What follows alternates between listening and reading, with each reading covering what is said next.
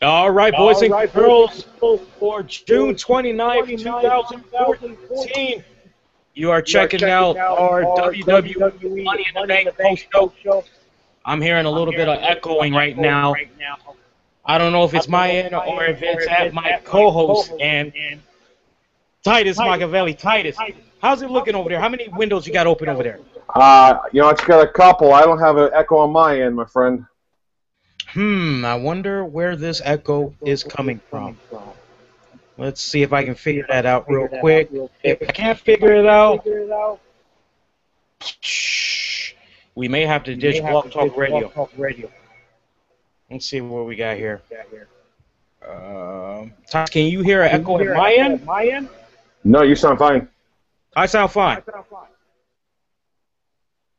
Okay. Well, let's do it like this. Titus, no echo, right? No echo. Right? Yeah, no echo. Okay, all right, it's just me then. Okay.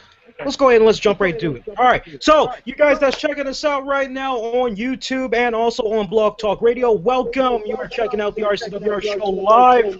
Your host right here, Black Avenger, a.k.a. the Black Azrael, Lee Sanders, joined by my new broadcast partner. You guys know him, we've been hyping him up for the past several weeks. Wrestling manager extraordinaire that came very close to winning the online TNA gut check competition. Came in third place, actually. It's the one and only Titus Machiavelli. Titus, how you doing, brother? I'm doing well. How are you, Lee? Very good. Very excited to be talking about the fallout from tonight's WWE Money in the Bank. As always, you guys that's checking us out right now, whether it's on Blog Talk or also on YouTube, want to get you involved in the conversation. YouTube, you know what to do. Post those comments down below. All right? Or you can find us on Twitter, RCWR Show, Facebook, Media Productions. Hit up Titus on Twitter at Evil Genius Titus. You all know all the links, so have fun, go at it. It's open. We definitely want to get you involved. You want to go live, talk about your overall experience, seeing tonight's pay-per-view. You can do so by calling in at number 646-478-3525. One more time, that's 646-478-3525. Listen to the prompts, get yourself live on the air. All right, so Titus, man, how about that Money in the Bank, man? Ups and downs. I mean, it was a decent pay-per-view overall. It had some things that were very, very good, and then you had some things that were maybe not. I agree with you 100% on that one. Folks, we'll definitely dive into it. I mean, we had some pretty vocal people that were interacting with us on Twitter. By the way, we do appreciate all of you that took the time to interact with us both. As a lot of stuff that was coming in, especially for the Paige versus Cameron match. I don't know, Titus, if you had noticed it, but I was receiving a lot of heat from some people with regards to that match. I look forward to talking about that in a little bit. Let's begin things. I thought something that was very interesting, Titus. Alberto Del Rio was quoted in an interview leading up to tonight's Money in the Bank pay-per-view, and he was asked, do you think CM Punk is going to be returning to the promotion? At which, and I guess like so many people, they just feed off the littlest things, you know? They fed off of Alberto Del Rio's facial expression as he said, oh yeah, he's going to come back very soon. Yeah, very shortly. We're going to see him come back. Not sure when, but he's going to be coming back. And apparently, somehow, this just morphed into CM Punk's returning at the TD Garden tonight at Money in the Bank. And once again, folks, I just got to tell you guys, let it go. He's not coming back right now. Don't think about it.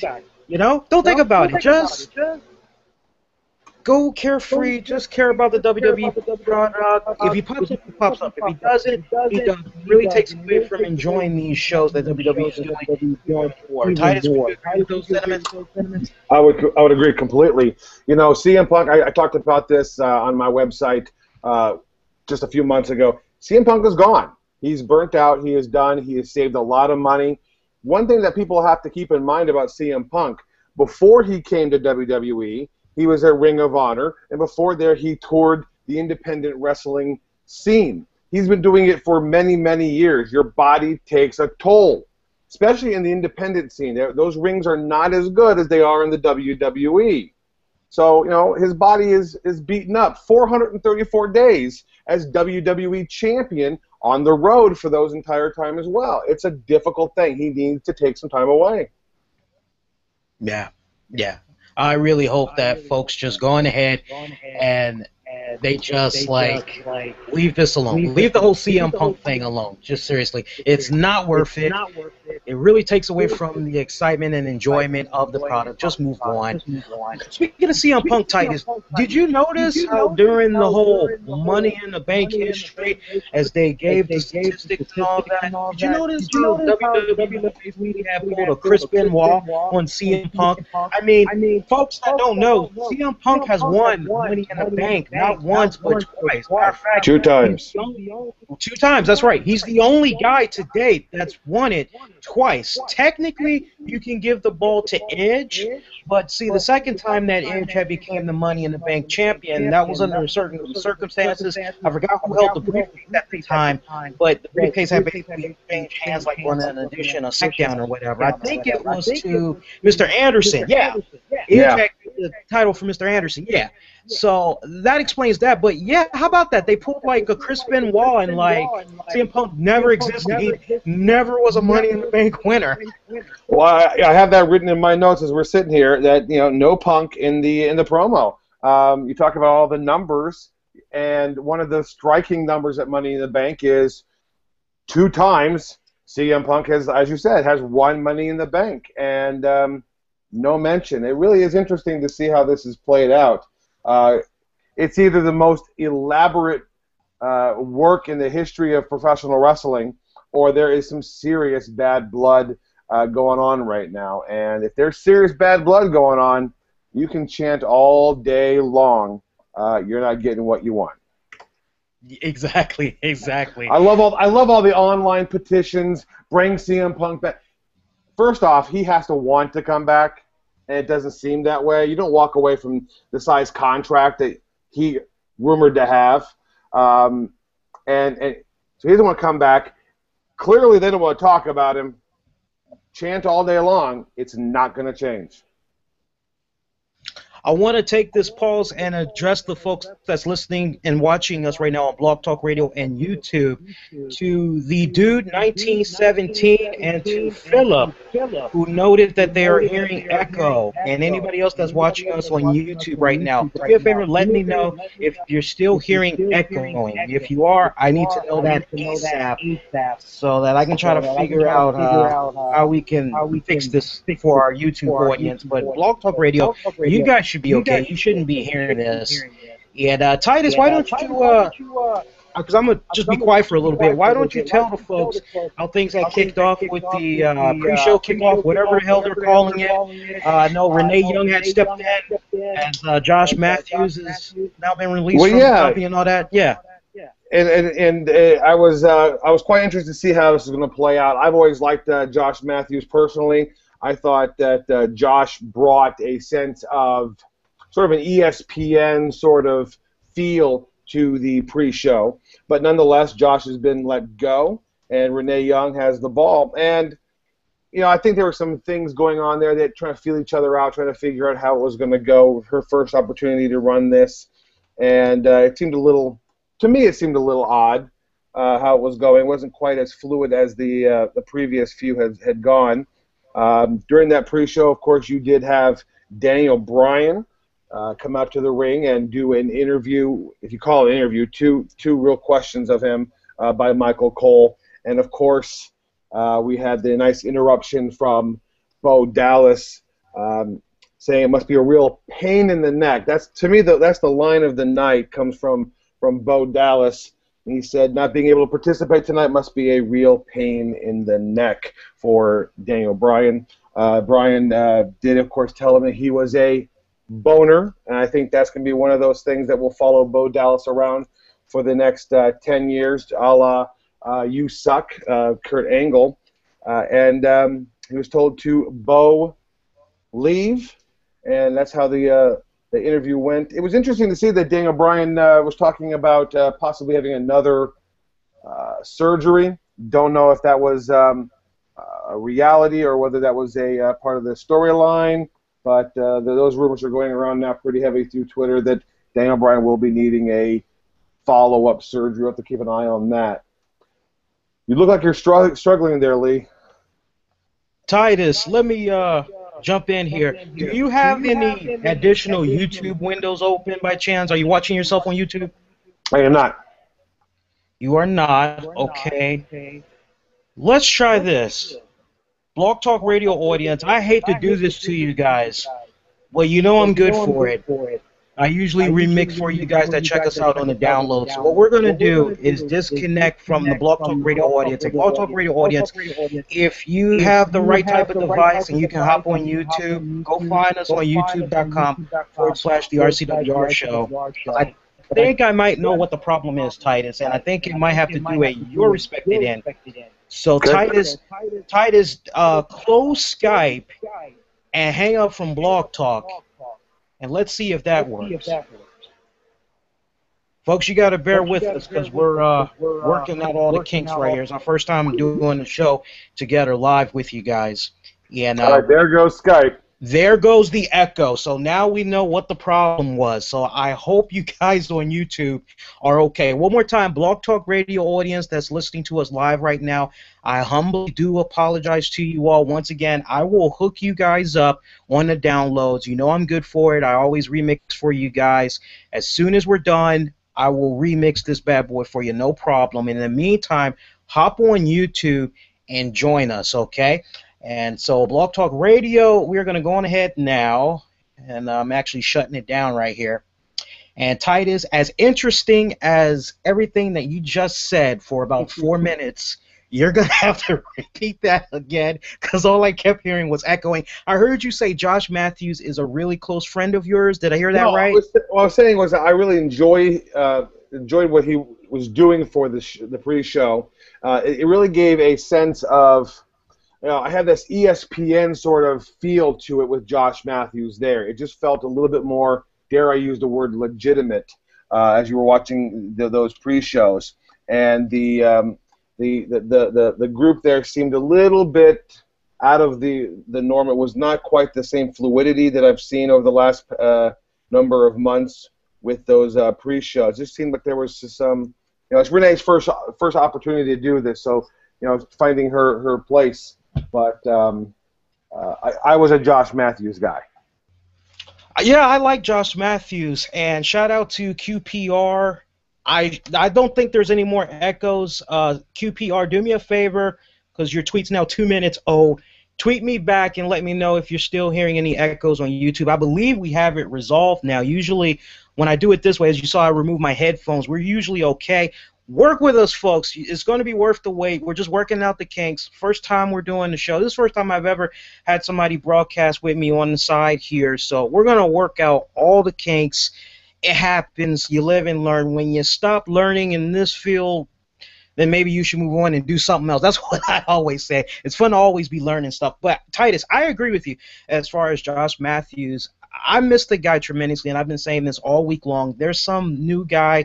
He's been there for a couple of weeks now in NXT. I can't think of his name. No, it's not Tom Phillips. It's kind of thick-set white guy with glasses, short brown hair, and he seems way out of his element. I can't help but kind of say to myself, how did he get this job? Because he just doesn't have the skills, I mean, Joey Styles, he had it, you know what I'm saying? Right. Even though he looked the way that he looked, Joey Styles had it. He was freaking on point.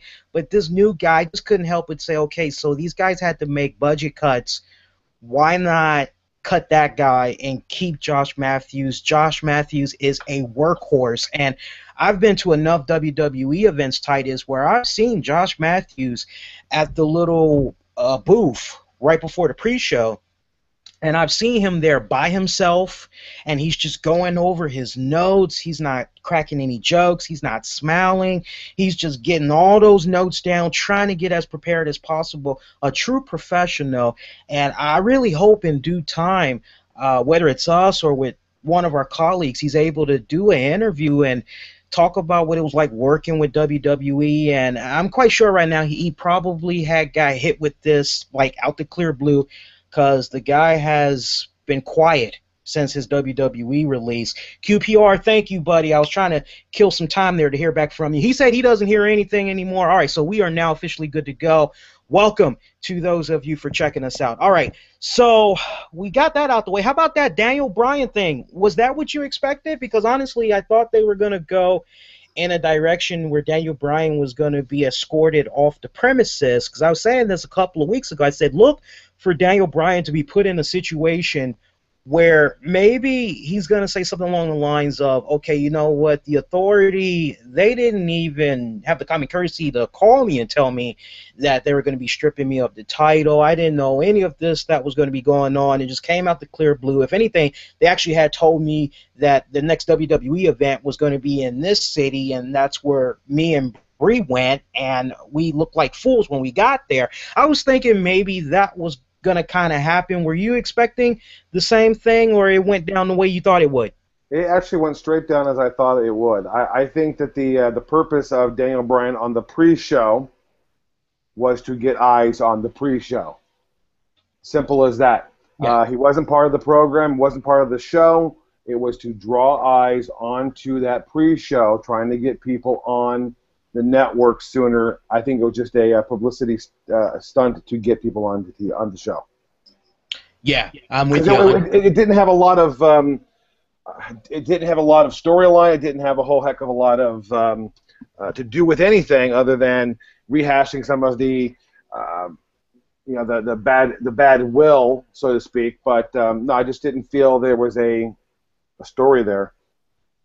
Yeah, and I mean, how about that unfortunate news? I mean, that had to have been legit what Daniel Bryan had said to Michael Cole in the WWE Universe, which was, look, it looks as though my recovery process, it's slower than everybody anticipated. If anything, I actually may end up needing to get second surgery done. I hope that I'll be back really, really soon.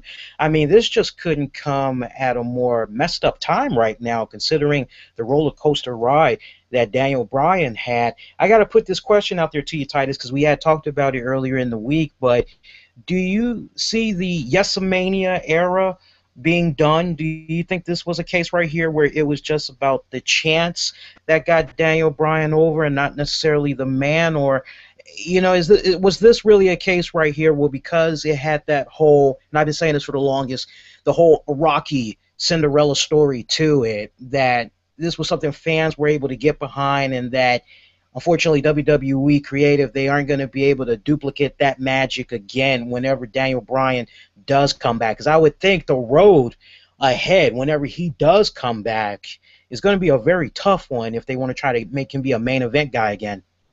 Yeah, you know, I think that the Daniel Bryan storyline actually is over. It was built very well. I know that over the course of the months, people were complaining and upset because he continually got screwed here, got screwed there. That's what we call in the business a slow burn, and it was done that way to get the reaction that the fans gave, and you can only go that well one time. You can't recreate. It's like if we went back to the CM Punk pipe bomb of a number of years ago. It's been done. He did it. To do it again would be just doing it again. And much like CM Punk, Daniel Bryan just didn't walk into WWE. He is a long-time an independent wrestling star. Again, his body goes through those sort of things as well. It does not surprise me that some of these guys who spent as many years, 10-plus years on the indie scene, have these reoccurring injuries that don't seem to heal as well. Their bodies take a bigger toll than the guys who come up through NXT and are sort of in that WWE. It's as if you were playing every game in the major leagues with the really beautiful baseballs and the guys carrying your stuff for you. You start off in single A with the balls that are 15 years old. When you're in the indie circuit, that's what happens, and I'm not surprised that his body's as beat up as it is. Yeah. Let's talk about some of these matches. Usos taking on the Wyatt families, Luke Harper, Eric Rowan. They came out to some much needed new music. I was there at the Verizon Center this past Monday, and to hear that original cut that they came out to, I mean, my God, that was horrific. Nice new music. What you thought about the new intro music they got? I dug it. I dug it completely. I know that on Twitter you were a little put off by the little kid in the front. I think it plays very well into the gimmick, you know, and it plays well to it. They give you a second or two of it, and then they cut it to some really good music. The vibe I was getting off of Twitter was very positive. Are we surprised that the Usos retained over the Wyatt family there? It was a pick that I made, and I felt it was the right pick. It was the match of the night, and that's saying a lot, saying that first Money in the Bank match was very, very good. For me, the curtain jerk position, that opening match, is one of the most important matches of the night. It sets the tone for the rest of the evening and sets that bar really high. This match was everything you want out of a tag team match. It was done very, very well, and I got to tell you, I think that the Usos are bringing back what tag team wrestling was all those years ago that we've talked about for, you know, this is the team that is really exciting. They are they're over big time with the fans, and it's good to ride that horse as long as you can because they're making tag team wrestling relevant in the WWE.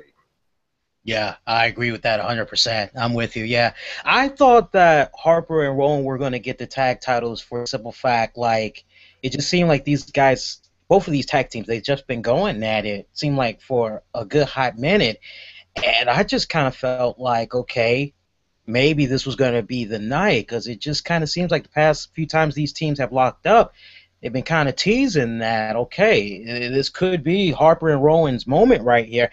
I see it still happen. I don't know, man. At this point, if they really wanted to stretch it out with these two tag teams, maybe we might see new tag team champions as of SummerSlam. And it's not that far away. You're talking the pay-per-view after next. Yeah. Battleground coming up in July, and then in SummerSlam in August. So it's not that far away, and it could be something that could be absolutely right. It could be that moment there. Yeah, and I think you're right. I think that does happen because you do need to have you need the antagonist and the protagonist, and you need to be able to have that going on. Right now, you've got a lot of babyface champions going on here. You've got Cena now. You got Sheamus. You've got the Usos. You got a lot of baby faces. So I think you need that balance of power to switch at some point. Speaking of baby faces, let's talk about that next match. I got ripped a new asshole right here. Paige defending her Divas Championship against Cameron. And the reason why I said that, folks, is because... Naomi, not Cameron. Oh, it was Naomi? It wasn't Cameron? It was Naomi. Which one's got the nice derriere again? That's Naomi. Really? Cameron's the one from Tough Enough. Cameron's the one from Tough Enough. Yeah, she was the one on the outside. Who's the dark chocolate one with the nice... That's Naomi. That's Naomi. Okay, I don't know why I got my girls mixed up there. My bad. All right, so we saw Naomi take on Paige for the Divas Championship. I got chewed out pretty good right here because the one thing I've been noticing, and I noticed a few of our colleagues have noticed it too, Paige, great in-ring performer. I can't stress that enough, and I want to make sure I stress this because she's a great in-ring performer. We all know that pay attention to independent wrestling, in particular women's wrestling. We know who her mom is, so we don't need to go through the whole family tree, okay? So she's phenomenal in the ring. The problem I've been having with Paige is she just has not been able to connect that well with the audience to really make them rally behind her, believe in her cause. You look at all the divas that's kind of there now, to some shape or form, they have some type of a personality, with maybe the exception of the Bella Twins, okay? But other than that, all the divas there right now, they pretty much have some type of personality. They have some type of a connection with the fans. But you go to Paige, and it's just so kind of, there's nothing there. And so many people will be quick to say, well, she's only 21 years old. Give her a break. And it's like, well, in other circumstances, we could give her a break. But see, here's the thing. WWE booking / creative, they put her on such a high pedestal because they made her the Divas champion. Rather than make her fight and all that good stuff, fight her way to the championship, they just threw her in there, had her defeat AJ Lee, and pretty much it's been the same thing every single week. We see her get her butt kicked for a majority of the match. She lets out some weird primal scream. 1, 2, 3 moves later, she wins. And somebody, Titus, brought up a very good question, I thought, earlier tonight. They said, okay, so why doesn't Paige first come out screaming? That would make a little bit more sense to kind of really get the fans jolted up, kind of really get them involved in all that. And I just thought it was so funny. You guys got to actually, that don't believe me, you got to go back and actually watch it yourself. But to see Paige's face when she first came out, and Titus, nobody reacted to her. She just had this double take on her face. You would have had to see it. It was like, wow, she finally had like a facial expression here. You know, it was like she couldn't believe that nobody was cheering her, and she did something that I thought was a little bit unnatural. Now, when I say unnatural, it was something uncharacteristic, which was she started going to the fans and was trying to get high fives, and I couldn't help but say, wait a minute, I don't think she's ever done that before. I don't think she's ever went to go get high fives and all that like that. If she has, maybe I wasn't paying attention, Titus, but I couldn't help but be taken back by the fact that the Boston crowd, and let's be honest, the Boston crowd is a smart crowd. They know they're wrestling, okay? And obviously, you're right. Obviously, Paige did not go well with Boston. Well, I agree with you, and of course I'm gonna disagree. One, she is 21. There is something to be said to that, and she is on the WWE. She's in the major leagues. She has to bring it. I think that it is 2 reasons that we have a problem with Paige. Reason 1, she is not been in any sort of really good program. She's not really had this where she's been able to have, the typical antagonist-protagonist battle going on. So she's just been facing people here and there. We're throwing this person, that person. So that's gonna be a problem there. I think she's booked wrong. She's a heel.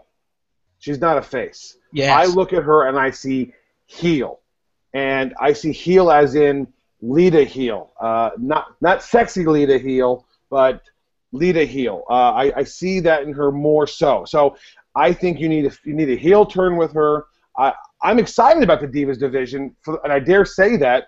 You look at Paige and Emma, and you've got Sasha Banks and Charlotte and Naomi. And then, AJ will come back at some point. You've got Tamina, a very strong women's division. I think you need to put Summer Rae. I should put that in there as well.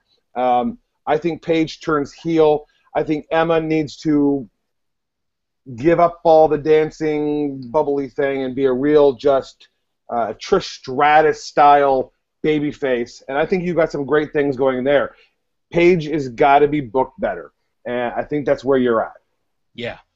Yeah. She's not a face. I don't buy into it. I don't want to cheer for her. I like her. She's a tremendous wrestler. She's got a huge upside. And at 21 years old, we're going to watch her, hopefully, for 10 years just owning the WWE Divas division.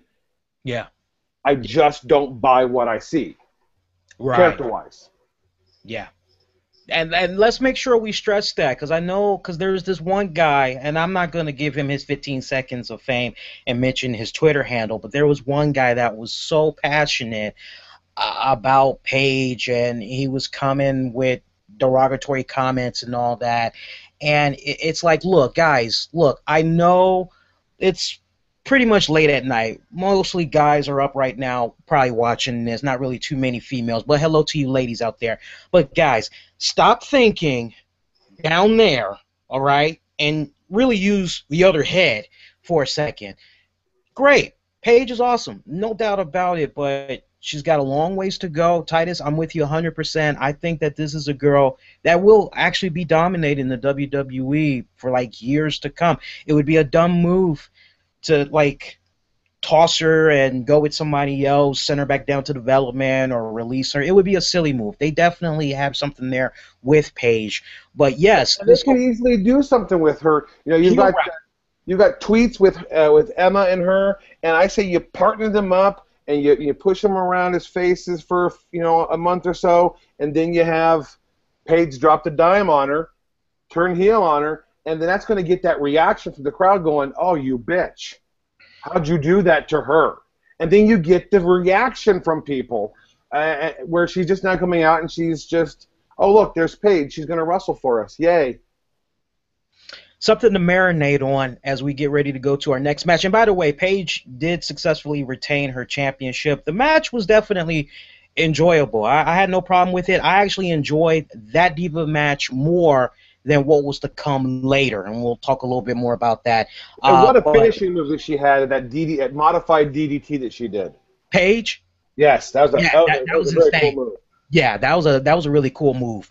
You know what? Anybody that wears black and purple in my book, they're awesome because those are my two favorite colors, you know? Okay?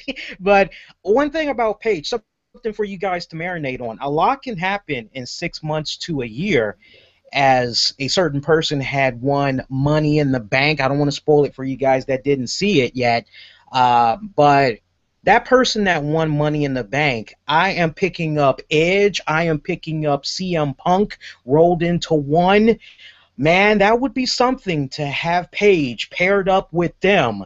Talk about your new rated R era, if you will. Yeah, I could definitely see that. Yeah. Exactly. And before you move on to the next match, I mean, at some point, there was something we need to back up on. Yeah. There was a promo with Dean Ambrose, and Dean Ambrose proved beyond a shadow of a doubt there is no better talker currently in WWE than Dean Ambrose. Except Bray Wyatt. There's just something about Dean Ambrose that and maybe it's the dirty heel in me. You know, there's something about him. I tweeted out earlier, he is the WWE's their version of the Joker. There's something very demented about this guy, and I'm excited to see what he's going to do. Shades of loose cannon, man. It makes you wonder. It really makes you wonder. I would pay money to see that dream match. I mean, loose cannon versus Ambrose. Yeah, for sure. As much as I love the Shield and hate seeing them broke up, the individual pieces are all so talented and have huge upsides. It is a great time to be a WWE fan because of guys like that. Yeah. How about that Paul Revere taking on Adam Rose, man? That was a refill my drink moment. You know, you and I talked about it through Twitter a couple weeks ago. I was all into this Adam Rose whole character, this gimmick thing that he's got going on. 3 weeks later, I'm bored. It's one-dimensional. I got more enjoyment out of Brodus Clay and the Funkasaurus thing for the time he did that. More enjoyment out of that than this one-dimensional Rosebud. I'm done. And Damian Sandow is, I have written in my notes here, Lee, jobber. And for anybody who knows wrestling terminology, Damian Sandow has become the jobber of the WWE because he's got nothing. Somebody had to do it, right? I mean, we had 11 releases a couple of weeks ago. Well, clearly I'll be Paul Revere and get my paycheck. Yeah. But and I'm sure if you would have asked a couple other guys 2 weeks ago, they'd have been Paul Revere as well. For me it was a throwaway match. Yeah, it was definitely a go walk the dog moment right there. Adam Rose, Don't be a hater, be a lemon, whatever the hell his catchphrase is. He picked up the victory right there. What I want to do right now for you guys that's going to be watching the recording of this, we're going to take a brief ad break. So just hang tight, and then when we come on back, we'll continue the conversation of tonight's fallout from WWE Money in the Bank. He's Titus Machiavelli, Lee Sanders here. You're checking out the RCWR show. And we are back. All right, Titus Machiavelli here, Lee Sanders here. You're checking out the RCWR show live. All right, so Titus, let's continue on, buddy. It was the one of probably three of the best matches of the night. We definitely got to give nod to the Usos taking on the Wyatt family. That definitely was a solid matchup. But the second best match of the night definitely has to go to the Seth Rollins taking on Dean Ambrose, Rob Van Dam, Dolph Ziggler, Jack Swagger, Kofi Kingston. Winner gets a contract for the WWE World Heavyweight Championship, good for one whole calendar year. Titus, walk the buddies through that matchup there. Well, I thought it very interesting, and they announced that Wade Barrett had suffered a shoulder injury this past week, and that they did not replace him with anybody else. I found that very interesting. I saw Christian on the pre-show, and I'm thinking, I know Christian's got his bag, he's got his gear, he knows something about ladder matches, but that didn't happen, and I was interested in that first and foremost. That they did not replace him. This was clearly, as you said, one of the best matches of the night. That and the Usos tag team match, it is head and head in my mind. It was a great tweet. I'm gonna throw out this to. If he's listening, JRH Writing had this great tweet. It was the Battle of the Network Stars. You had CZW, ROH, and ECW all going on there with Dean Ambrose, Seth Rollins, and Rob Van Dam. I mean, you really had indie wrestling was highly represented in that match, and I thought that was very, very cool. And Kofi's got a big indie background as well. Tremendous match. I think the spot of the night was, of course, that Kofi Kingston coming off that top of the ladder, springboarding off of the rope as he fell into basically a plancha of some sort. That was an athletic move, but it's Kofi Kingston. That's what we've come to expect. Yeah. I was blown away by the performance from all the guys in this match. I mean, they really have stepped it up. I love the story that they told with Dean Ambrose, and I love just those little things. I love the fact that Dean Ambrose, he has just been infatuated with Rollins the past several weeks. He's been getting involved in his matches. He hasn't even been waiting for the matches to end. He's just been getting in there, doing the damn thing. And I love the fact, it's those little things of how Dean Ambrose, he doesn't just come out to his entrance and he just walks into the ring and he just stands in the corner with the rest of the guys and he waits for the bell and then everybody just go finds him. And no, he didn't do that. I love those little things. He comes out, his music plays, he's rushing, he's got a sense of urgency, he's going straight for Seth Rollins. I love those little things, and I loved how they had no gear, jeans, T-shirt, tennis shoes, I'm going to go kick some ass. Yes. And I love how at one point his arm, supposedly, he injured it, and he was telling the refs, just pop it back into the socket, man. I'm ready to go. Let me do my thing. And they're like, no, you need to go get checked out. So Dean Ambrose is out for a moment. Man, how about the crowd reaction when it looked as though Kofi Kingston at one point was going to be the winner? They were like, yeah, Kofi. That was a hell of a pop. That crowd went through, because at that moment, many people thought, exactly that. Oh my God, they're giving it to Kofi. I wasn't sold. I didn't think. My pick, of course, was Seth. I felt that was the storyline going forward. But just for a moment, you go, are they? And that crowd popped it. You're right. They really. That should tell somebody at creative, maybe we got to do something with Kofi. Yeah, they've teased him, but they've never done anything serious. It's been a long time since he's been elevated the way that he was. Because I thought it was so interesting because somebody was like, when was the last time Kofi really was skyrocketed as relevant. almost a top babyface. Right. When was the last time he was like relevant? And there was that period there where he was feuding with Randy Orton, and remember Randy Orton, his sports car had got spray painted by Kofi and all that, and it was like looking as though Kofi Kingston was like on to like really big things. But there was that one infamous night, and I'm like pulling teeth thinking about this, but there was one infamous night where Kofi Kingston had took on Randy Orton, and Kofi, he botched a move a couple of times, and Randy was like so pissed. And like in the history of RKOs, Randy Orton gave like the most ugliest, and when I say ugliest, it was that damn good. It was like the top #1 ugliest RKO of all time. And he got back up and he was like, stupid, stupid. And he was cursing out Kofi Kingston. It kind of seems like after that, Kofi Kingston was never quite the same. I don't know if that might have been the tipping point, and Kofi has been the same since, but I'm sure Ken Anderson would agree with that kind of sentiment. Right, right. Randy Orton, and I noticed it tonight in the main event. He likes to give a receipt. And that's a term that we use in the business. You hurt me, I'm going to give you a receipt. I'm going to hurt you back. And you make me look bad, I'm going to do something to make you look bad.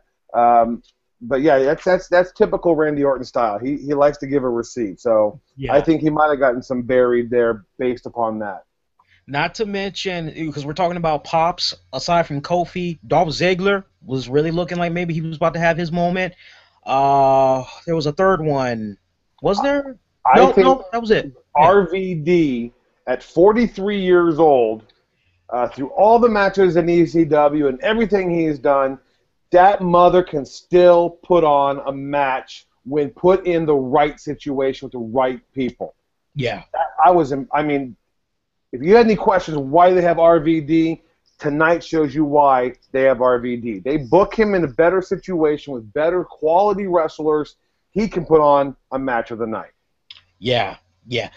Were we a little bit concerned about the little bit of overkill that Kane had did in this match and then in the main event match? I mean, for me personally, just real quick, Kane almost 50, and it's, I don't know, man. You know, sometimes I like Kane, and then there's just those moments where I just kind of feel like, okay, Kane's not needed, and I definitely felt that Kane was not really needed in this first ladder match. Well, you know, I picked Randy Orton before the main event to win based upon this match because I thought that WWE had played its cards that Kane is there doing the bidding of the authority. And it on one hand, it makes sense. Why wouldn't he be involved to make sure, you know, Plan B is what Triple H had said, or Seth Rollins had said. It makes sense, but it's almost unnecessary. I don't know. Seth Rollins, though, hey, anybody that did not think Seth Rollins was going to win that, I don't know how you could have bet against the man. I mean, Triple H basically dubbed this guy the Chosen when he dubbed him as the future of the business. I mean, that says a lot right there, you know? You got to be careful getting that anointing of Chosen One. I think Mr. Drew McIntyre said that's a death knell. But yeah, I mean, it really truly is. I mean, Seth Rollins is definitely in the driver's seat right now when it comes to storyline. He's in the main event storyline with Triple H. So yeah, I don't know how you not think that he's going to go over in that match. Yeah, yeah, and he's got one sweet ass finisher too, man. I love that curb stomp. Yes, love inventive, that. It's inventive. It's different. I have always said in the Shield there was a lot of that wolf pack in the Shield. I looked at Seth as a lot like X-Pac, Sean Walton, very built very similar. They both have some similar style of high flying, and they're inventive with some of their moves. That Bronco Buster, that curb stop, the different things that they do. There's something very special about Seth Rollins. Yeah, definitely. And he's the first ever NXT champion. Yep, can't take that away from him. For a reason. Yep, very good reason, yep.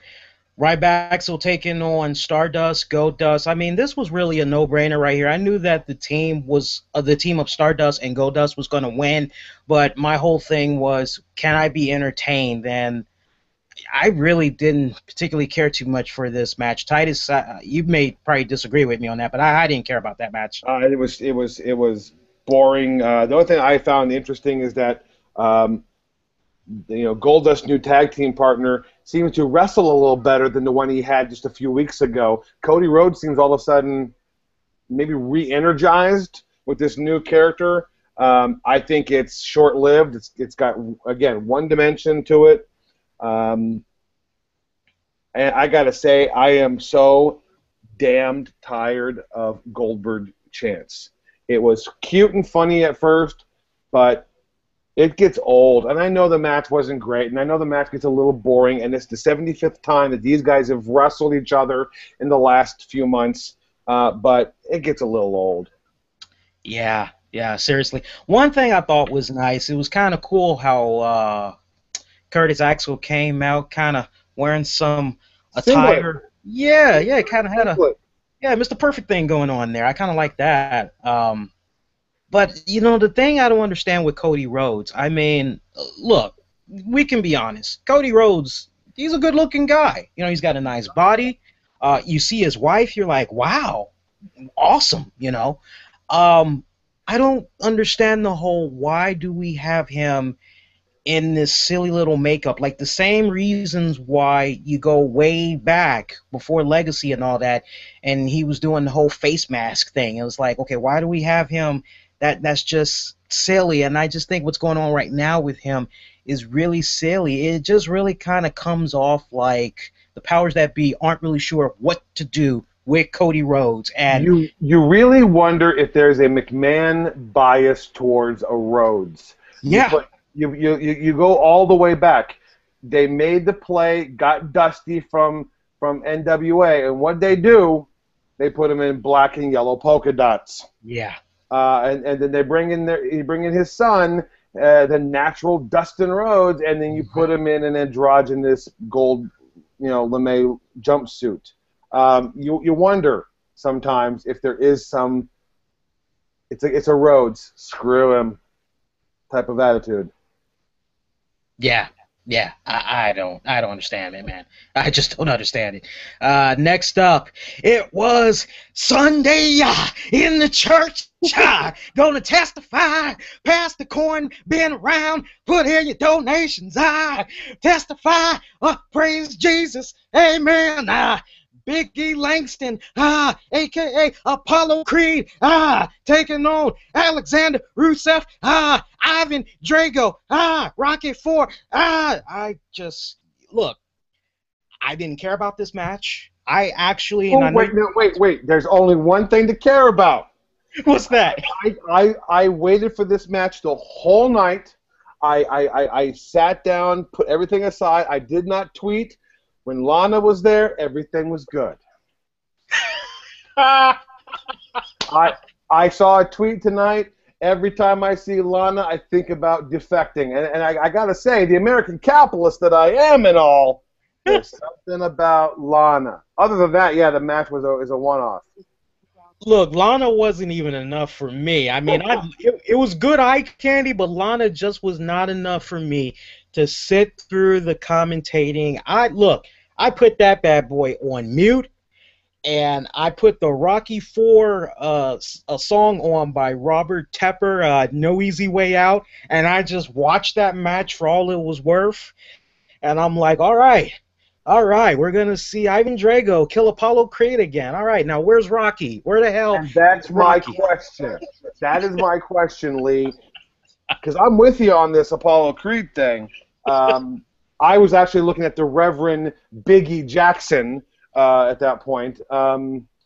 Who's Rocky? We don't have a Rocky anywhere, and I'd hope that God we don't roll out Hulk Hogan and think that we can do something there. But who is the Rocky Balboa to take this Russian powerhouse down? That's what I'm concerned about with this whole.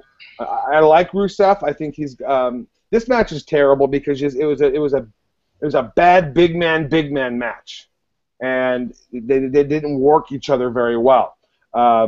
Hopefully this is over with now. Rusev does not have. I don't see the long-term strategy because there's no end game in sight. What do you think Stone Cold Steve Austin sees in Rusev? Because Stone Cold has gone on record a couple of times. I love that Alexander Rusev. Hell, man, that son of a bitch is a good guy in my book. You know, first off, the heat he gets is pretty easy. Let's just, it's easy heat, so he gets the crowd ready to go. He moves very well for a man his size. I think he's a good big man. I'm not big on Big E. I just don't think that there's something another day. Rusev, he moves very well. He's very agile. He's got lots of martial arts trainings. He can wrestle a big man's game. He's got an upside to him. I don't want him to be just this typical WWE monster and then, we're done with him like they did Umaga. Umaga was all over the place, and then we were really kind of, next thing you know, he's going to be the hired gun of the authority, and then he'll just go back on the SmackDown and sit there for another year before they give him his release.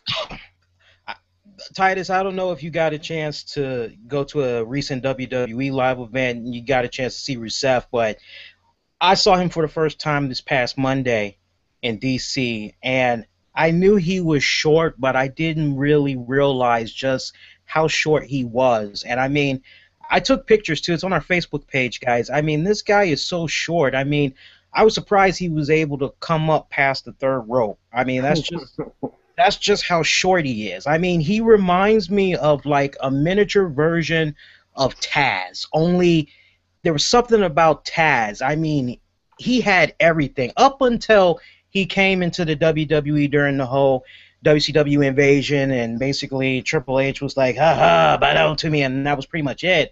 But, I mean, there was something that Taz had prior to WWE that just made you really rally and get behind him, and I just kind of see them doing this watered-down Taz meets Samoa Joe, meets Nikolai Volkov, meets the Iron Sheik, meets, I'm missing one more. What was the Russian? Vladimir Kozlov. All rolled up into one, but it's just not working. The only thing that's getting him over right now is the chick. Well, and that's I like her for a couple reasons. One is the obvious. Two is, as people who know me a little bit know, I am all about restoring the manager.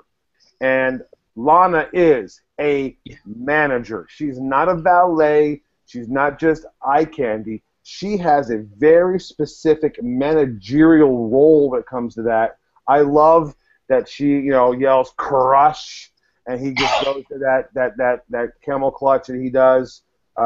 He holds it until she tells him to let go. It is very Ivan Drago, Brigitte Nielsen. I can't think of her name during the movie. I like her. I think that's a big part of what is pushing him, because obviously the guy can't talk for himself, and you can't. And in this business, if you can't talk for yourself, and you don't have a good manager pushing you, you're dead in the water. Yeah, it's funny you mentioned that too, because on the WWE Network the other night, I was watching Bobby the Brain Heenan, and if you guys haven't watched the documentary part of that, check it out, because I mean it was like money. Whoever Bobby had got paired up with to manage, I mean, they went straight to the top. What was it that Bobby the Brain used to say? You listen to him, you get to the top. Yeah, you don't listen to me. Well, you guys can figure the rest of that out. But in case you haven't been able to figure it out, Alexander Rusev, he picked up the victory over Big E Langston. That's like really a no-brainer right there. That was another bathroom break. We saw Stephanie. Well, when you have the Russian flag hanging above the ring, it pretty much gives away the finish. Yeah, it pretty much does. Yeah, it doesn't really help seeing that, in the back of your mind, as you're watching leading up to this match. Oh, it looks like they got some type of flag thingy rolled up. Yeah, it definitely doesn't help.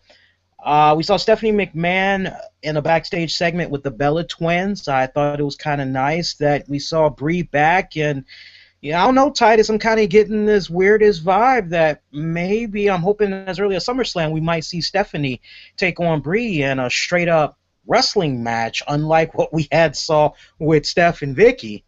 I agree with you on that. What we got last week on Raw was Stephanie McMahon involved in, and we've seen it the last couple of weeks, in more and more involved, and more engaged in some, outside of just the microphone stuff. I didn't buy her and Vicky in a match. Stephanie's got to be carried a little bit. She's not going to be the best worker, and Vicky is, a great talker, and we'll leave it at that.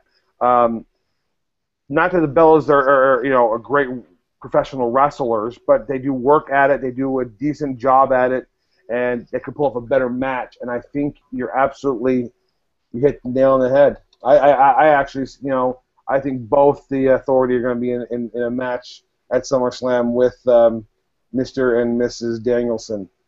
Yeah. Take my money, WWE. Let's see it happen. I fear that they're going to make it a mixed tag. Oh. I fear it's a mixed tag to cover up the inability of both women to put on a good, strong match. I think that's my fear. I fear that's what they'll do, but maybe I'll be proved wrong. I think you're on to something there. Another match to not really care about. Layla taking on Summer Breeze. Makes me feel fine. No, Summer Rae. Fandango, referee. I hate this match. Yeah. I was 6-0 until this match. I hate this match. It doesn't count.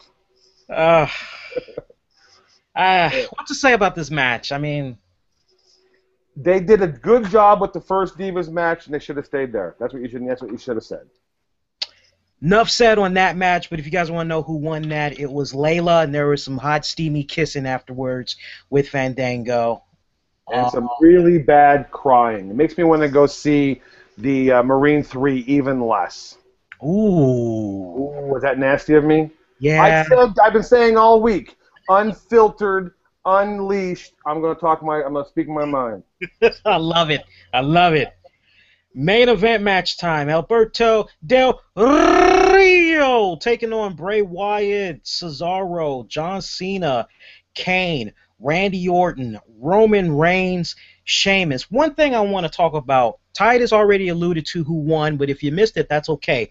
But one thing I want to talk about, I noticed it with Roman Reigns, and then it automatically made me think about Seth Rollins, and then thinking about Seth Rollins automatically made me think about Dean Ambrose, which is I love the slight little tweaks that the fashion department was able to do with each of these guys. I couldn't really help but notice Roman Reigns' new gear. It's like, well, maybe he's been pushing it for a couple of weeks now.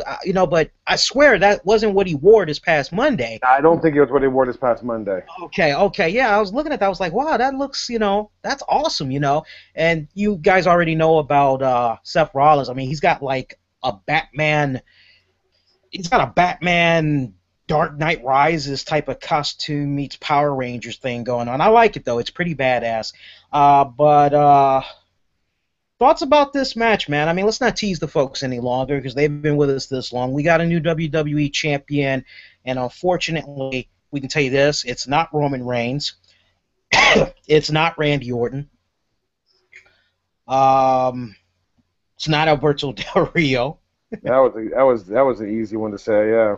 It's unfortunately John Cena, whether some of you like it or not.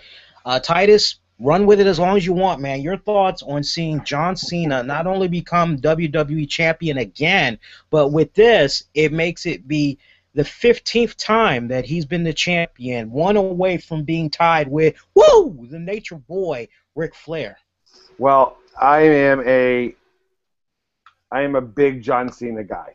All right, he's a loyal professional wrestler. He's not making movies to go to Hollywood and stay there forever like Dwayne. He is a pro wrestling guy from the beginning of time, and he'll be to the end of the day. I'm a big John Cena fan. That being said, I'm booking this show. I don't put the title on him. Now, I know that your big main event face in Daniel Bryan is down still and going to be for a while, and you need to have that anti-authority figure, and Cena it fits the bill. It's what they need. I don't buy it. I don't buy this victory. I don't know. Maybe Roman. Roman Reigns is the other person that you do because he fits that anti-authority. But maybe he's just not ready to put the weight of the WWE on him yet. We know Cena can handle the weight of being the guy. I actually would have booked Randy Orton to go over and make it a all-authority night. Seth Rollins wins Money in the Bank. And I really thought that based upon the little promo that we had with Randy Orton during the night when he kind of badmouthed Seth Rollins and needing help at this point in his career to get things done. I thought that little jab would have built up some sort of angst between the WWE champion Randy Orton and the Money in the Bank holder, which could have led to maybe a face turn for Randy Orton or something of that nature. But let's not forget that Randy Orton took a hell of a shot during this match. And they was, I've seen him even grab the titles. He had blood up and down his chest from Randy Orton getting busted open tonight. Yeah, I mean, where do I even begin with this match, man? I mean, for starters, here's the thing, Kane. Somebody explain to me the whole thing about Kane, because I would think, okay, it's kind of justified that in the first ladder match, you're helping out Seth Rollins, you're making sure that he gets the job done. But I would think that when it comes to the match of most importance, which basically sees either you or Randy Orton become the champion, I would definitely think that you guys are definitely going to have some type of an allegiance, right? But at the same time, whichever one of you guys is going to be able to grab that championship or those titles, then, hey, it's all good because it's still going to be going home to the authority. That's my whole philosophy. So I kind of had a hard time processing in my head that Kane's only purpose is to help out Randy Orton, because from just a storyline standpoint, thinking about Kane's entire run in the WWE, he's only been the WWE champion one time, folks. It's been 15 years since he's been a WWE champion. So I would just think that leading up to this night, Kane is going to be like, look, I know I'm supposed to be doing my thing for the authority, and I'm with them, but I'm more hungrier, I'm more determined than ever. If I get the opportunity to become champion again, I'm taking it. I don't care. Well, I think the reason that Kane does what Triple H says is because of Triple H covering for him because of Katie Vick. Yeah. You remember that whole story back in the day, the dead girl and all that? I'm with you. It doesn't make any sense in the whole realm of things. You've got clearly a monster, and I'm not sure why all of a sudden he's the Demon Kane. But that's how they anointed him. Doesn't make a lot of sense in the grand scheme of things. Kane is the bigger, more intently, harder to beat sort of character. Why would I not put my eggs in that basket as opposed to the guy who doesn't seem to get it done without help? Anyways, so you're right. Think about, and let's also think about the whole. Think about the fact that it's summertime right now. WWE, they've had this tendency. They know that a lot of families are gearing up for the holidays. They're not going to be wasting all their time in front of the TV. So they know right now this is pretty much the best time to do experiments if you're going to do them. So my whole thing is, and here's what I was looking for tonight, was for WWE to not go with what's comfortable. Basically, don't go with John Cena. Now's the perfect time to experiment. It's summer. See what happens. I was really embracing the idea of, okay, they're going to go with a Bray Wyatt, or maybe they're going to go with a Cesaro. As much as I love Roman Reigns, timing just wasn't quite right, I felt. So for me, I was looking at those two guys. But the whole thing was, definitely go in a route where you're embracing something entirely new, and you can try it out for a couple of months. If it doesn't work by the end of summer, hey, it's all good. You know, more eyes are going to be glued onto you in the fall. Put it back on somebody that's definitely more reliable. And I just kind of felt that WWE rushed a little bit too fast to go with John Cena. I know he's the merchandise pusher and all that good stuff. And like you said, Titus, you got to have somebody that's somewhat of a rebellion against the authority, if you will. So you kind of have those seeds already planted. But then the same argument could be made with making Roman Reigns the champion. I just, either way, I just feel like WWE should not have gone with what's comfortable and putting the belt on Cena. But to use, I'm gonna counter what you said. If I'm the guy who is not, the not comfortable choice, I'm the guy that, hey, let's take a chance to see how it goes. I don't want that push in the summertime while eyes aren't on the show, because the perception may come, well, see, we gave him the shot, he didn't draw, we're going to dump it, and he was a failed experiment, and now I'm pushed down, a la Dolph Ziggler maybe. It does make more sense to just say, you know what, that's our guy, he's the money guy, we know what we got with him. Outside of that, you've got nobody else more. Anybody else who wins that Money in the Bank, other than Orton or Cena, is outside the realm of a draw. And I don't think Orton's that big of a draw. We all know that Del Rio is leaving. He's been pretty outspoken about that. Sheamus is in need of a serious repackaging. Bray Wyatt is still in his first, full year and a half in the WWE. This trip, just Roman Reigns' first year and a half. You've got these guys are going to have many championships. They're going to go from 2014 to 2024. At the same time, I didn't want Cena to win, but it does make the most logical sense at this juncture of storyline, because you got to have somebody go against the authority who's believable against the authority. And I would have put Roman Reigns if I had my choice, just because he does a mix of the two. He does what you were saying, has a little bit of a fresher appeal. We know the fans are hot for him right now. He's red hot, and he's anti-authority. It was a much better pick, in my opinion, than John Cena. I want to come to you now, because you're definitely the expert at this a little bit more than me, but what do you say to those anti-John Cena fans? Because we know there's going to be that core group, and it's after midnight now, so forgive me, folks, but when it's past midnight, I like to swear a little bit more.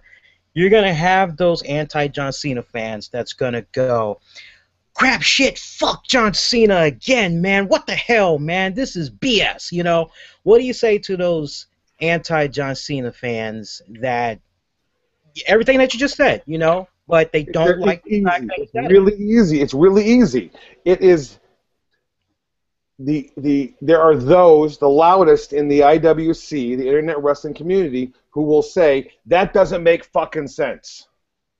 You're right. That doesn't make sense. This, that, or the other thing. But then in the same token, you flip the coin over and you say it's bullshit. John Cena should have been Bray Wyatt. How does Bray Wyatt make sense? In the grand scheme, we're watching a drama unfold every single week on Monday Night Raw. How does Bray Wyatt make sense in the storyline with the Authority? It doesn't have a lot of interwinding tales there. That's my argument. Cena makes the most sense, or Orton makes sense in this situation. It should be Daniel Bryan. It's not Daniel Bryan. The funny thing is, all those guys cheering earlier in the night for CM Punk, he would have been the guy who probably would have been the most capable to take the title and run from this point on had he not walked away. So, in the same token, you want, you want it to make sense, but you want it to be the way you want it to make sense. And that's my argument, is that the storyline that we watch, we want it to make as much sense as possible. I don't see anybody other than Cena, Orton, and at the outside, of Reigns making any sense in the storyline. I guess you could say Kane makes sense in that aspect. I would have accepted Kane as a champion as well, but that wasn't the role he was given.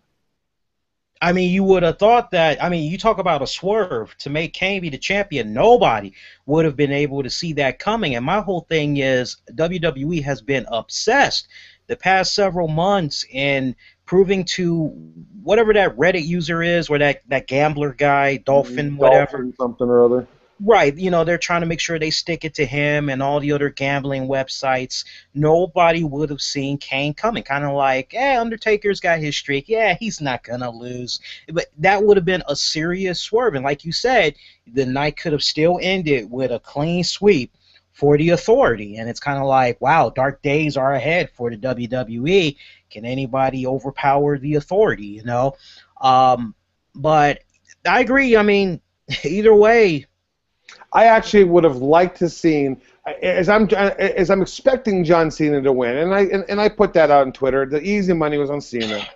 I actually had this formula in my head of Cena and Orton at the top of the ladder, and Orton looking at the Authority and getting off the ladder so Cena could win, sticking to the Authority and walking away in his own, I'm not with the Authority, but I'm not with Cena. And I think that's when Orton is at his best, is when he is on his own doing his thing.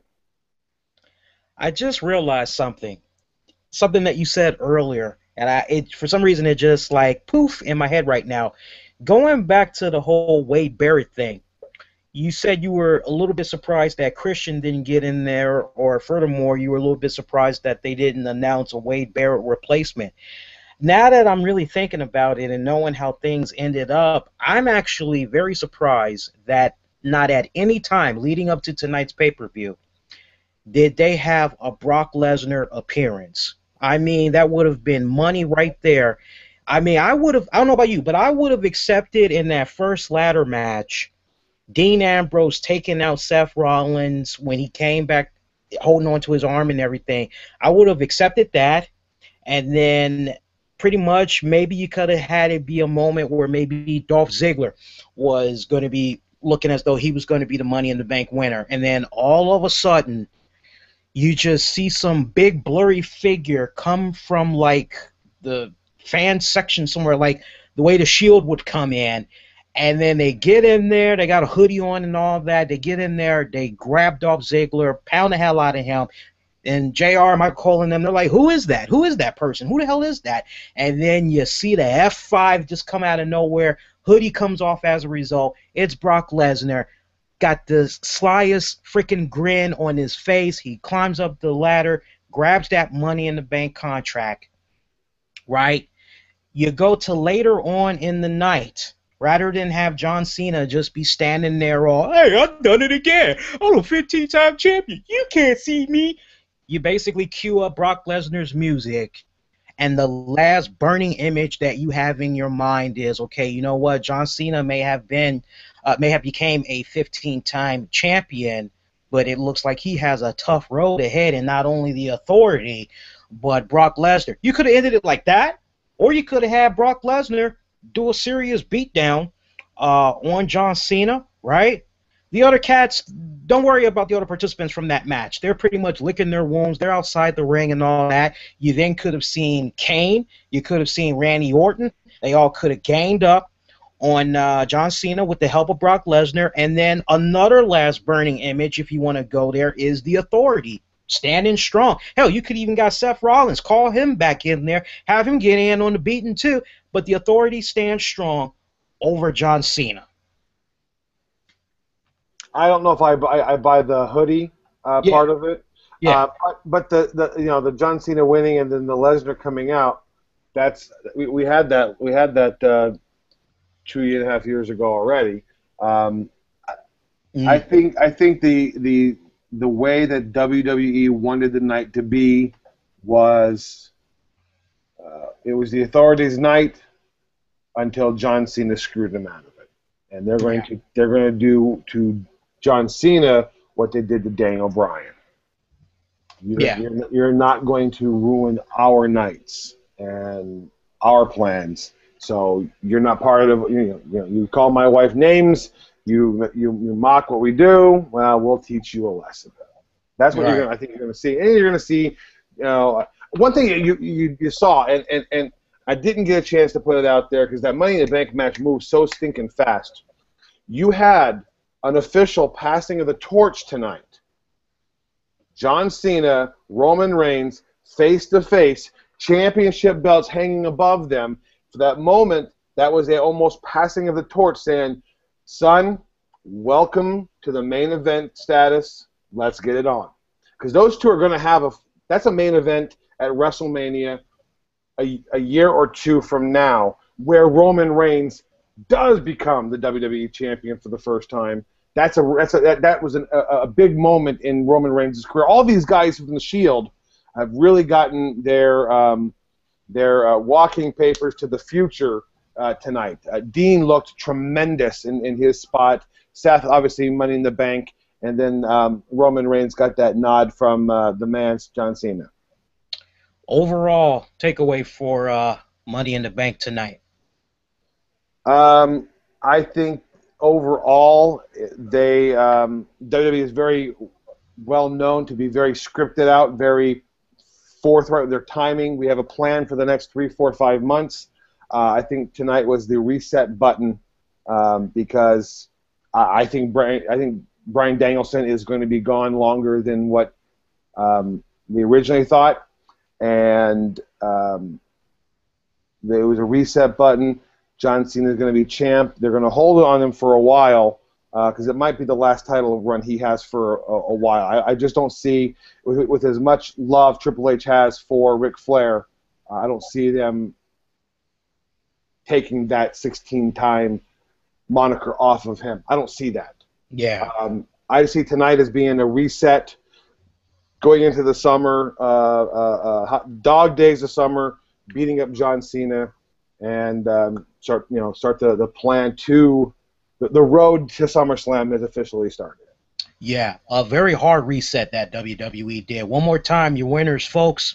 Usos retained their tag championships. Meanwhile, Paige retained her Divas championship. Seth Rollins became the new Money in the Bank contract winner.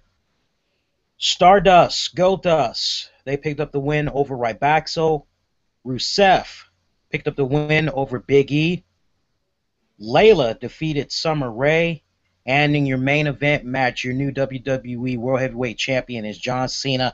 A lot of interesting things going into the next WWE pay-per-view, which is going to be Battleground. As Titus just said, you got a reset there. You got a new threat in John Cena for the Authority to take their time and really pick on. Meanwhile, who's next for Alexander Rusev to face? Because he pretty much did a mud stomping on Big E Langston tonight. What's next for Goldust, Stardust? Are they past Rybaxo now, or is Rybaxo? God, I hope so. I hope so too, but that's the question you got to ask. Is Rybaxo going to continue to keep trying to stick it to the Golden Ones? Seth Rollins is now the new Money in the Bank contract winner, and at this point, I would think that him and Dean Ambrose are going to be separated for now because Dean Ambrose has a much bigger threat, which is Kane, as a result of Kane pretty much costing him the Money in the Bank contract. So it should be interesting to see what new threat is going to come to Seth Rollins leading up to the next pay-per-view. What's next for Paige? Who's going to be the next person to take her on? Do you feed Naomi to Paige again, or do you find somebody new? I think you're going to start seeing the Naomi and Cameron split of the Funkadactyls. I think that Yeah. a takeaway for tonight would be the strength of the women's division. It just needs a guy like Fit Finlay back in charge of it to right the course in the right direction, because I don't see I don't see that top heel at this point. To challenge Paige, as long as she's a face, I don't see that top heel to challenge her, which will leave us a little flat. They better make a phone call to NXT and call Miss Charlotte. Charlotte, or I tell you what, Sasha Banks. Banks is something else. Boy, I think she's a. And the cool thing about this women's division, you're not looking at a lot of models. No. Working wrestling. You're looking at real wrestlers, and that should make a lot of people happy. Yeah. Let's get to you guys' comments and cherry pick, see what some of the things you guys are saying. Hit us up on YouTube here, or you can hit us up on Twitter at the RCWR Show. Hit Titus up at Evil Genius Titus.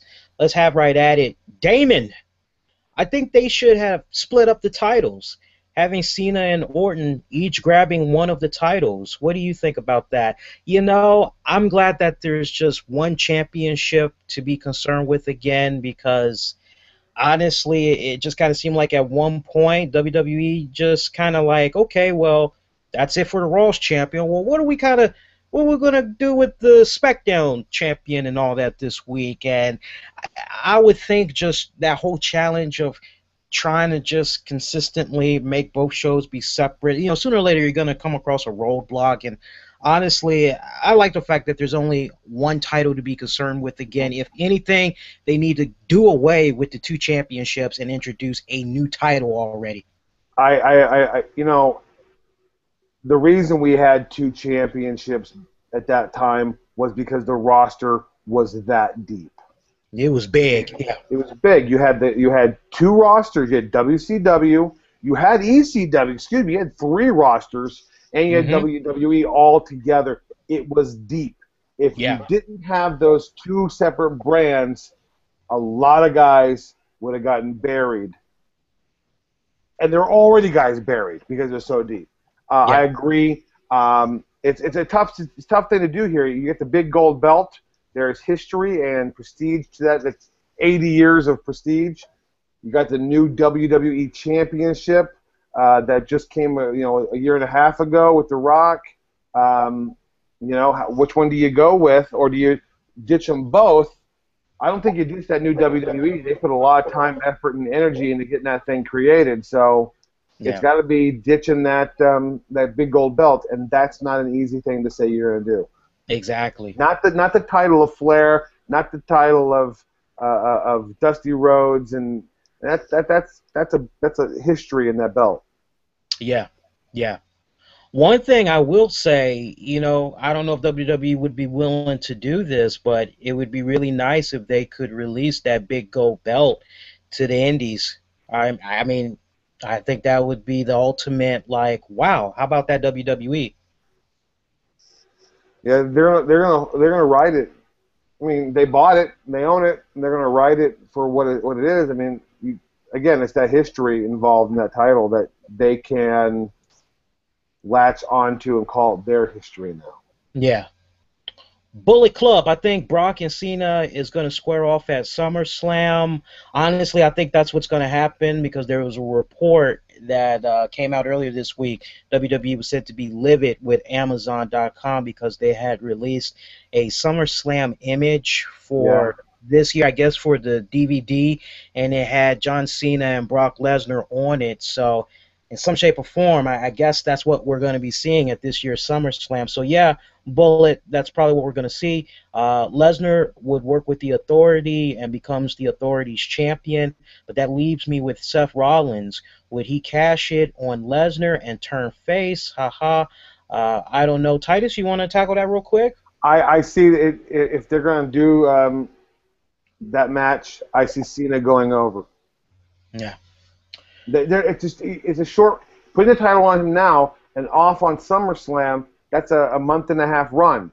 And again, this is his 15th and might be one of his last ones out of respect for Flair. It's not going to be a short month and a half and out. I think he's going to run this one through WrestleMania. Yeah. Dougie, WWE's utterly ridiculous anymore. Wait a minute. What do you say, man? WWE's utterly ridiculous anymore. Okay, you can't have a productive company if you keep trying to force patrons to accept a crappy product. They have so much talent that they could utilize, but they piss on them all. They clearly don't believe in their young talent to carry the company, which is why they keep forcing Super Cena down our throats. Wait a minute, Titus, he's got a little bit more to say right here. It's unreal. Damian Sandow should never be jobbing to anyone. The same thing goes for Ziggler. If CM Punk has improved yet, the WWE's lacking the tools to propel the company to great heights. I don't know what will be the proof.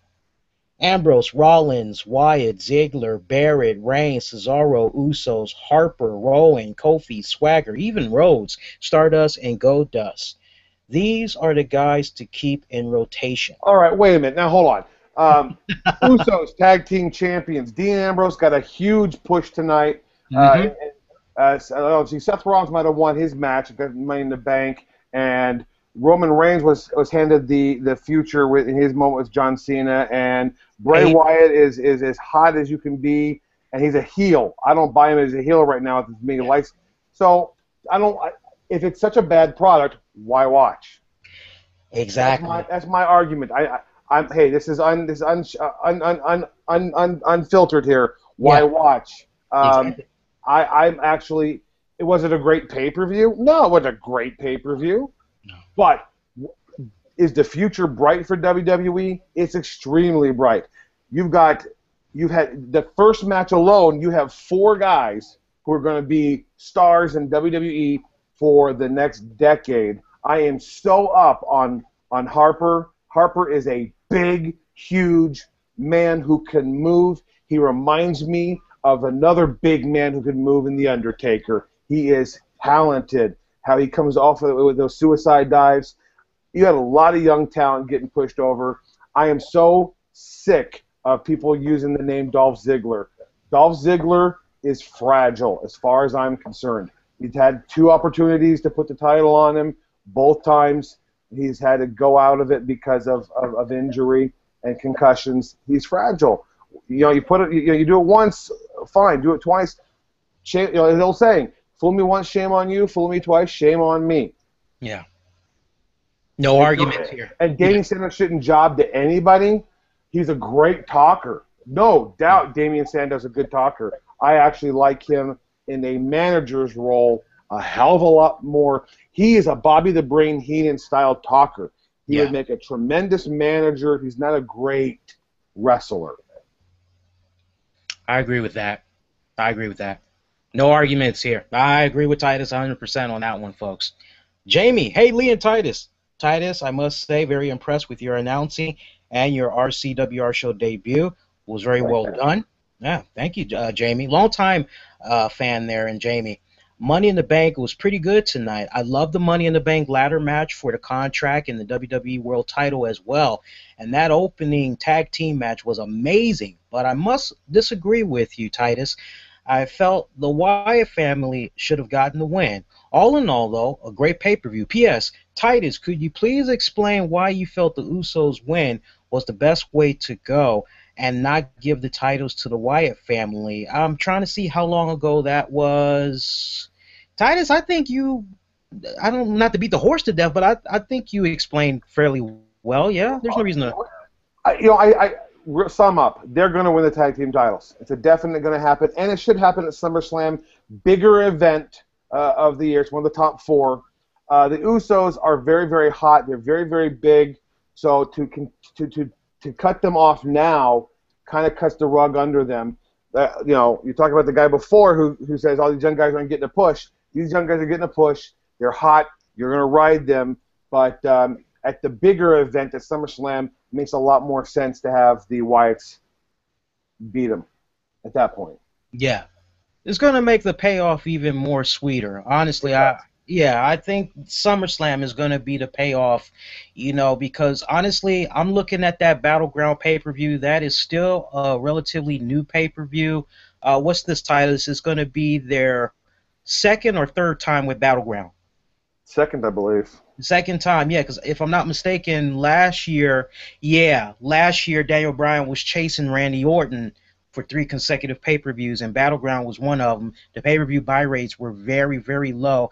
I don't see the Usos dropping the titles to the Wyatts if they have a rematch at Battleground, but And instead, the thing is, that tonight they went over, as we would say, they went over clean.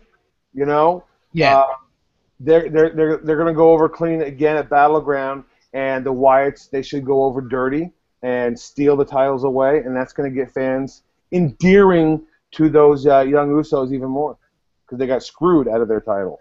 yeah. Not to take too much behind the curtain. Yeah. Bullet, great pay-per-view. Most of the matches were on point. Didn't really care for the Layla and Summer Rae match, laugh out loud. 8.5 out of 10. All right? Wow.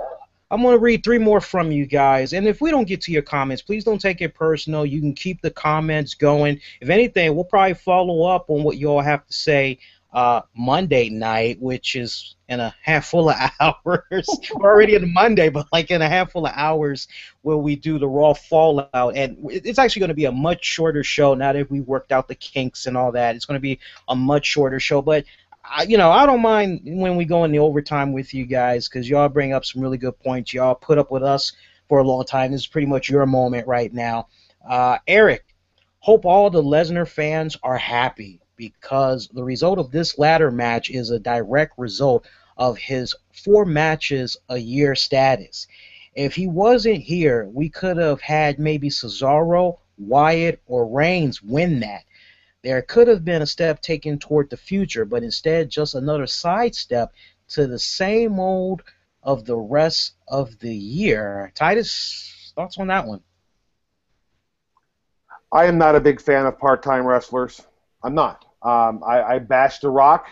I bash Lesnar. I will bash Jericho if he, I understand your body takes a toll, but I'm starting to get tired of The Undertaker in some aspects. I know I'm going to get a lot of people going to go, Titus, you mouth. I'm not a fan. I would have much preferred to not be Lesnar in the main event at SummerSlam. But he's a draw. He brings a crossover from UFC in some ways, and that's not a bad thing either. Business-wise, it's not a bad thing. No. No, I agree. I agree with you 100%. Yeah. Revenge of the Joker. Cena winning. It makes all the sense soon enough because there's a storm on the horizon. An F5 Storm will return at SummerSlam to face Cena for the championship. Cena versus Lesnar for the championship. I think the big question we all need to ask ourselves, because SummerSlam is only 2 months away, and we're not going to talk about it right now, but something that we need to think about, knowing that Brock Lesnar he's there. He's in the background. He's coming in like 8 weeks, One thing we need to ask ourselves is all this big hoopla of Paul Heyman, my client, Brock Lesnar, conquered the streak. When it counts the most, and you do have Lesnar and Cena collide, and it's going to be for the championship, this is going to tell a very interesting tale, because are you going to have Brock Lesnar go over? Because if you have Brock Lesnar go over, Titus, then that would signify that maybe some type of a new deal has been worked out with Brock Lesnar, and he's going to be working more dates. But then at the same time, if you have Brock Lesnar lose to John Cena, then one could argue, well, wait a minute, this guy just defeated The Undertaker. He's like the freaking man. He beat him on the grandest stage of them all. That's something nobody could do. Some could then kind of really make that whole argument of the Super John Cena. Just marinate on that, folks. I don't want to talk all about that right now. Just something to marinate on. We'll talk about it at a later date, One more comment. Let's see if we can go out on a really good note here. I'm looking. I see nothing but kind of like the same stuff that's being said, Titus. But let's see if we can find a new, fresh one right here before we wrap it up. Well, I guess we can go with this one. Ben Woods. Well, good God. WWE. Cena again. I guess Cena will be champion for years to come. Laugh out loud. Now let's go with another one. Titus. Tim, Cena for real. Cena, Seth Rollins winning makes it interesting. I thought for sure Dean had it, but I hope he cashes in on Cena and beats him clean or maybe dirty since he's Rollins is heel either way. I understand what you were saying there, Tim. We appreciate that. I see something on Twitter coming in. Let's pull that up real quick. Reza Ramon. You've been recommended for me to follow by the RCWR show who attended the Foley show. Oh, okay, cool, cool. Oh, I appreciate that. Good, good, good. Dawn Marie, with regards to your boyfriend, last I checked, your boyfriend will be unblocked on Twitter in 90 days if he's able to stay on his P's and Q's, but as it stands right now, he is not blocked on YouTube, so he's more than welcome to post comments. I know the username, I just have not been seeing the comments. Hope that answers your question. All right, Titus, take us home, buddy. Overall thoughts on the first show here? Yeah, we're going to work out the kinks. We're going to speed up our time. I could talk for pro wrestling for hours and hours on end, and have been known to do it many times. So you just need to get a better hold onto my my ability to chat all night long. I'm gonna put that on you. I'm the co-host. You're the host. you're gonna keep me under wraps. I'm sorry about the echo. We'll figure that out, and we'll be here every Monday night. And that's my role at this point is I will be doing my my WWE opinions. I gave up on other promotions. And we'll leave it right there. So one more time, guys, we're going to come back on Monday night, 11:15 p.m. after Raw. It will not be as long as what we did here tonight. If anything, usually we do like 90 minutes strong, and we're like past that right now, so we're definitely going to be shutting it down in a couple of minutes here. But we hope that you had a good time. We don't want to try to do you guys like some people and hold you guys up for 3 hours, 4 hours. It's like talking about one thing. It's like, God, some of y'all got to go to work and school and all that. I'm definitely one of those people. Titus is definitely one of those people.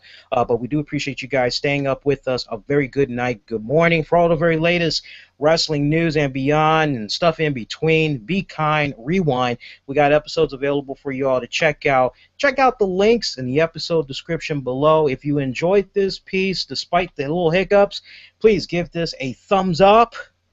Leave those comments below. Share this a number of ways. You can retweet it.